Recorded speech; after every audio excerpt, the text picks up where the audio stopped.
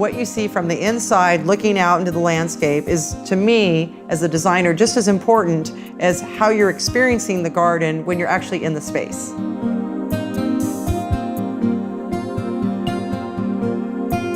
Their environment is very important to them. Jane is an artist, she's a weaver, and I knew her coming from the East Coast that she loved to be in nature. So I thought doing a grove of redwood trees as well as a grouping of red leaf Japanese maples would be a really beautiful thing. And that's what we did.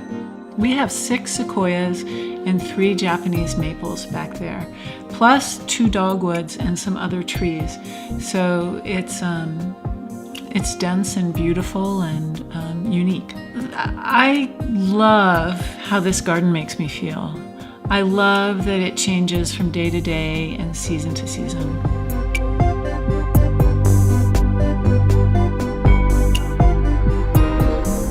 You know, one of the things I feel that's important in a garden is that you're able to meander and you have a place to go.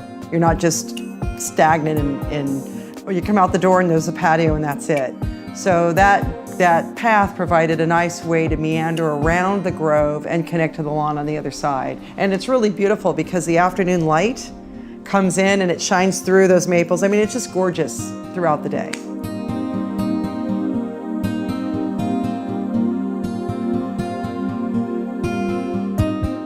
This was a very different process. I'm in at the ground floor with the architect and the plans are being done and they haven't even torn down the old house yet. So I had to do the entire drawings before the house was even built. So it was exciting to come out there and see as things were being built, and then to see the landscape come in, it's like, oh yes, it's all coming together. Whenever there's a project, I always have to look at where are the opportunities? What are the constraints? What are the opportunities? There was an opportunity to create a stage under this existing tree. One of their children likes to perform and things like that, and they thought it would, the stage would be perfect for that. Playing, just kids playing, and to have a stage. I mean, it's awesome. I think everybody should have a stage. This garden was really all about the kids. We wanted a stage, we wanted a place where they could play, the swings, and the other beautiful thing about it, with the loggia elevated like it is, they can see everything that's going on. It's safe. It's very safe. And there's room. Like she says, they can be in the pool area, have a party, entertaining in the pool area, and it's big enough, that they don't feel squashed because that pool is enclosed with fencing and gates.